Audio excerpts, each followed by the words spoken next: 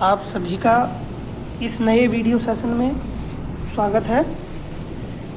NCERT discussion में हम आज क्लास 8 के सिविक्स का चैप्टर अंडरस्टैंडिंग सेकुलरिज्म इसको डिस्कस करेंगे।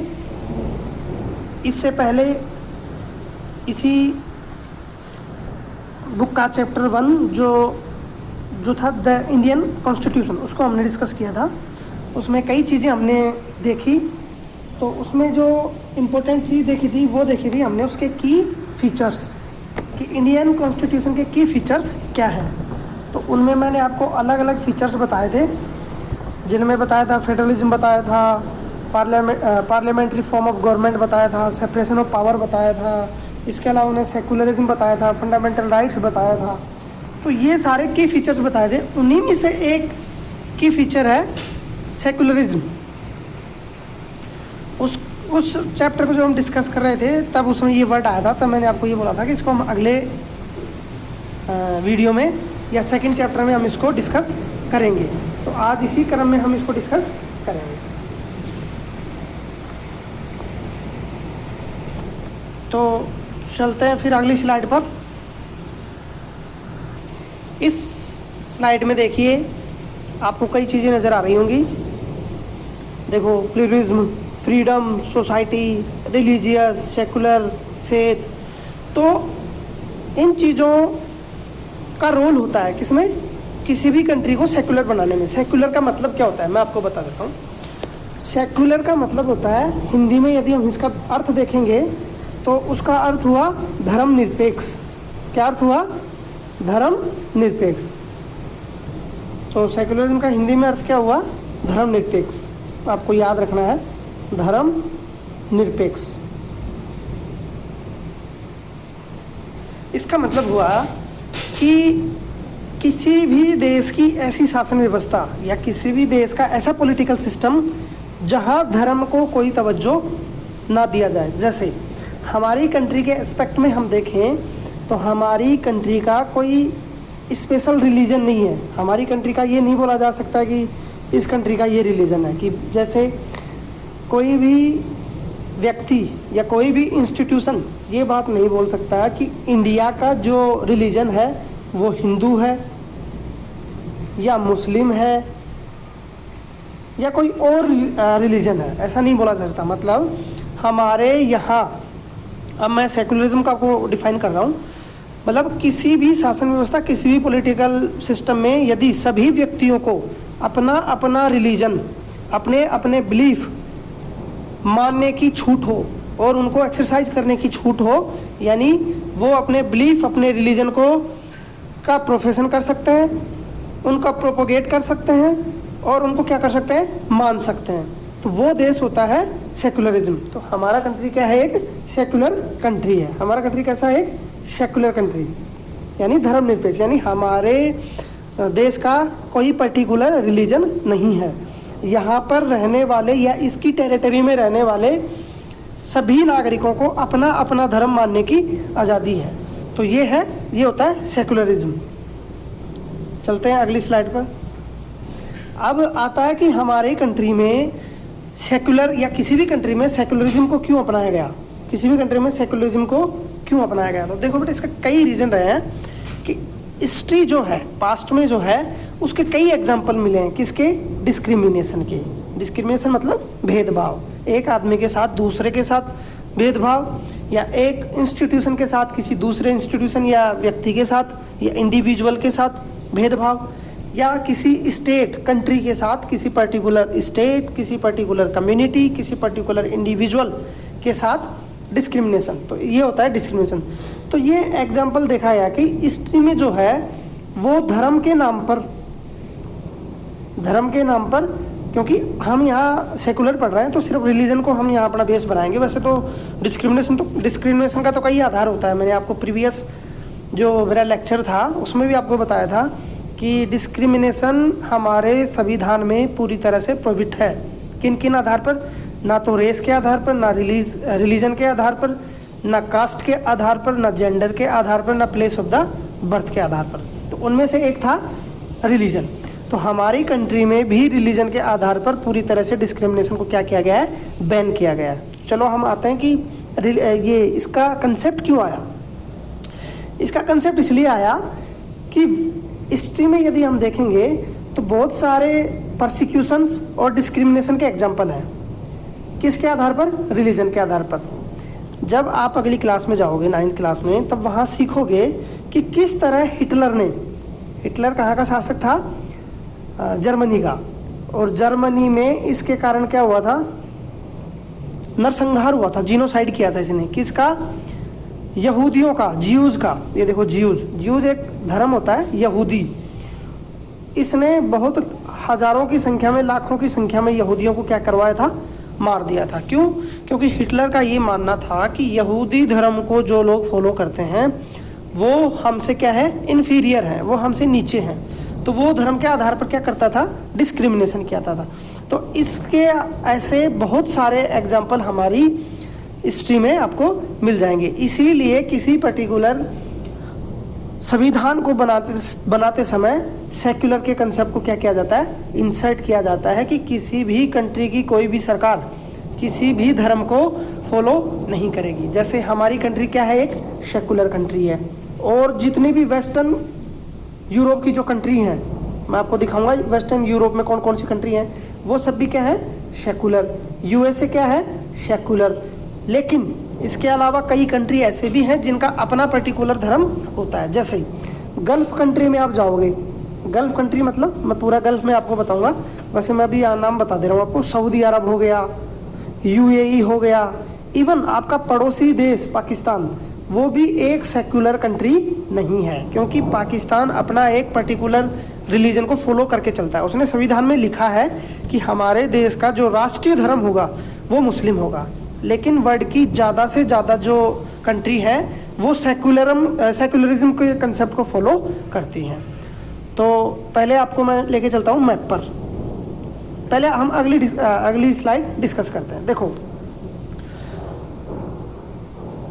इंट्रोडक्शन में क्या है, इस स्लाइड में ये समझाने की कोशिश की गई है कि रिलीजन के आधार पर डिस्क्रिमिनेशन तभी हो पाएगा जब क्या होगा, एक मिनट, रिलीजन के आधार पर डिस्क्रिमिनेशन तभी हो पाएगा जब उस स्टेट के द्वारा किसी पर्टिकुलर रिलीजन को क्या दिया जाए, रिकॉग्निशन, मतलब उसको मान्यता दे दी जाए कि इस स्टेट का राष्ट्रीय धर्म क्या होगा, इस देश का कोई पर्टिकुलर रिलीजन होगा। तो क्या होगा, जिस रिलीजन को उस नेशन का, उस स्टेट का राष्ट्रीय धर्म यदि घोषित किया गया है, तो उस पर्टिकुलर रिलीजन के लोग दूसरे जो धर्म के लोग हैं उनके साथ क्या करेंगे, डिस्क्रिमिनेशन करेंगे, उनके साथ क्या करेंगे, उनको डोमिनेट करेंगे, उनके ऊपर क्या करेंगे, आधिपत्य रखेंगे। तो इसीलिए इंडिया में क्या किया गया है, स्टेट को पावर नहीं दी गई है कि आप किसी पर्टिकुलर रिलीजन को क्या करें, फॉलो करें। हमारे देश में कौन कौन से रिलीजन है देख लो, हिंदू है, जैन है, बुद्धिज्म है, सिख है, इस्लाम मुस्लिम है और क्रिश्चियन है, ईसाई धर्म। ये सारे, इन सभी धर्मों को मानने वाले लोग हमारे देश में रहते हैं। इनके अलावा पारसी भी हैं हमारे यहाँ, रतन टाटा का नाम आपने सुना होगा, तो वो तो पारसी है। इसके अलावा कुछ यहूदी भी हमारे देश में रहते हैं। तो बेटा ये बेसिक कंसेप्ट था किसी भी कंट्री में सेक्युलरिज्म को, कंसेप्ट को एडप्ट करने के पीछे। क्या उससे हमारे देश की यूनिटी रहेगी, इक्वलिटी हम बना पाएंगे, और टुगेदर यानी टुगेदरनेस यानी ब्रदरहुड का जो कंसेप्ट है हमारे देश में कि सभी धर्म के लोग एक दूसरे के क्या है, आपस में भाईचारे का भावना रहे, उसको डेवलप करने के लिए हमारे देश में क्या कंसेप्ट लिया गया है, सेक्युलरिज्म का। तो ये था सेक्युलरिज्म। चलते हैं आगे। अब ये स्लाइड पे हम आए, उससे पहले मैं आपको यूरोपियन कंट्री और गल्फ कंट्री के कुछ नाम और एग्जांपल उसकी लोकेशन की सहायता से बताऊंगा कौन सा कंट्री सेक्युलर है, कौन सा नहीं है। चलते हैं मैप पर। ये आ गए हम मैप पर। तो यहाँ हम देखेंगे कि हमारा कंट्री इंडिया जो है वो क्या है, सेक्युलर कंट्री है। वो कैसा कंट्री है, सेक्युलर। यानी यहाँ किसी भी सरकार को या किसी भी इंस्टीट्यूशन को धर्म के आधार पर डिस्क्रिमिनेशन करने की आज़ादी नहीं है, सभी को अपना अपना धर्म मानने की आज़ादी है। मतलब सेक्युलरिज्म का कंसेप्ट मैंने आपको समझा दिया कि सेकुलरिज्म वो कंसेप्ट है जिसमें सभी व्यक्तियों को अपना अपना धर्म मानने की आज़ादी हो। पड़ोसी देखें पाकिस्तान का राष्ट्र धर्म मुस्लिम है। ये है गल्फ कंट्री सारे, सीरिया, इराक, आपका सऊदी अरब, यमन, ओमान, यहाँ आपका यूएई, बहरीन, और फिर आपका कतर, कुवैत, ये सारे कंट्री क्या हैं? गल्फ कंट्री हैं। तो ये हमें पता करना था। अब हम देखते हैं यूरोपियन कंट्री, जहाँ सबसे स्ट्रिक्टली फॉलो किया जाता है किसको? सेकुलरिज्म को। तो वो देखो ये सारे वो कंट्री हैं, दिख रहा होगा आपको, Poland, Germany, France, Spain, Italy, UK, Norway, Sweden, Finland, ये सारे कंट्री क्या है? सेकुलर कंट्री हैं। यहाँ धर्म का बिल्कुल सेपरेशन रखते हैं, यानी जो सरकार है, सरकार की जो पावर है उससे सेपरेट रखते हैं उन चीज़ों को, धर्म को। देखते हैं अमेरिका को, ये रहा आपका यूनाइटेड स्टेट ऑफ अमेरिका, ये कनाडा और ये मैक्सिको, ये सभी कंट्री भी क्या है? सेकुलर कंट्री हैं। तो ये मेरे को आपको दिखाना था आपको। तो वापस चलते हैं हमारी स्लाइड पर। अब हम हमारे इंडिया के कॉन्स्टिट्यूशन में क्या प्रोविजंस हैं उनको देखते हैं। इंडियन कॉन्स्टिट्यूशन में इंडिविजुअल को फ्रीडम है किस चीज़ की? To live by their religious belief and practice as they interpret these, यानी हमारे देश के सभी जो सिटीजन्स हैं उनको क्या आज़ादी है कि वो अपना जो रिलीजियस बिलीफ है उनको एक्सरसाइज कर सकते हैं, प्रैक्टिस कर सकते हैं, और उनके जो आइडिया हैं, उनके जो रिलीजियस आइडिया हैं वो फ्री हैं, वो किसी भी प्रकार के आइडिया को फ्रीली एक्सेप्ट कर सकते हैं। इसके अलावा क्या इंडिया ने एक स्ट्रेटेजी अडेप्ट की है? क्या? Separating the power of religion. मैंने आपको बता दिया कि हमारे स्टेट में रिलीजन को सरकार से अलग रखा गया है, यानी सरकार किसी प्रकार का इंटरफेयर रिलीजन के मैटर में नहीं कर सकती। तो ये हमारे इसमें कंसेप्ट में है। सेकुलरिज्म को हम देखें तो refer to separation of religion from the state, यानी वही बात है घुमा फिरा कर कि सेकुलरिज्म का कंसेप्ट ये है कि separation of the religion from the state, यानी स्टेट की जितने भी पावर हैं उनसे आप सेपरेट कर दो किसको? रिलीजन को, ताकि उस पर्टिकुलर कंट्री में रहने वाले सभी लोग अपने अपने धर्म को एक्सरसाइज कर सकें, मान सकें, उनके बिलीफ को क्या कर सकें? आगे बढ़ा सकते हैं। इस स्लाइड में आपका इम्पोर्टेंस दिया गया है किस चीज़ का?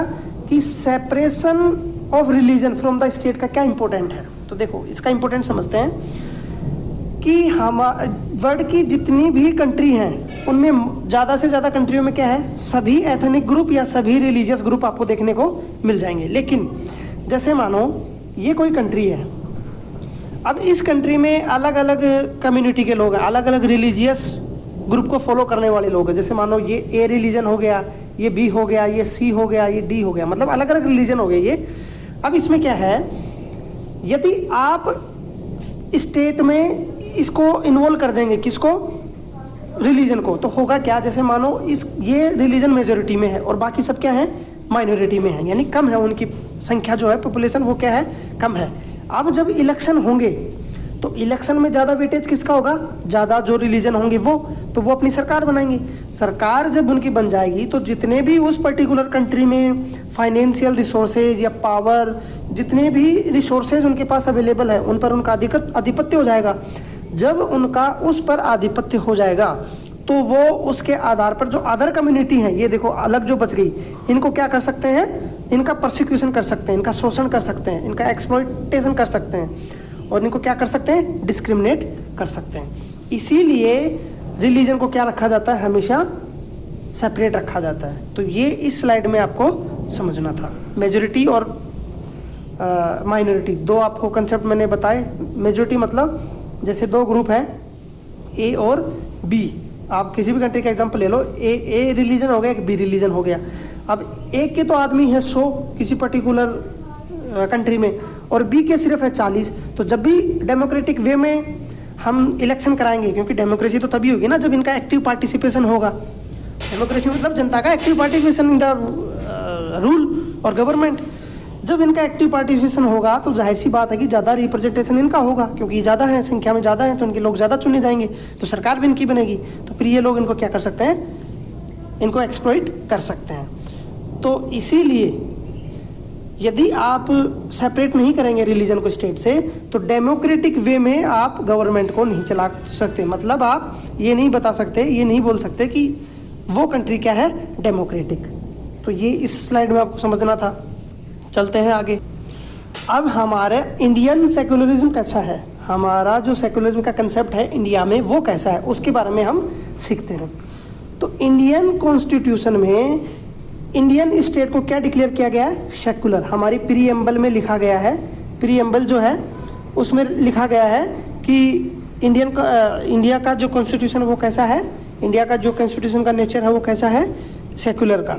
ये जब हमारा संविधान बना था उस समय हमारी प्रीएम्बल में सेक्युलरिज्म का जो वर्ड था ये ऐड नहीं था, ये लिखा नहीं था, लेकिन प्रीएम्बल में अमेंडमेंट करके 42 अमेंडमेंट हुआ। 42वां अमेंडमेंट कब हुआ, ये इंदिरा गांधी के टाइम में 1976, उस समय हमारे प्रीएम्बल में इसको जोड़ा गया था। उससे पहले प्रीएम्बल शब्द नहीं लिखा था। हालांकि नेचर हमारा ऐसा ही था, यानी अंदर हम देखेंगे तो सारे कंसेप्ट ऐसे ही थे कि हमारा देश क्या था, सेक्युलर।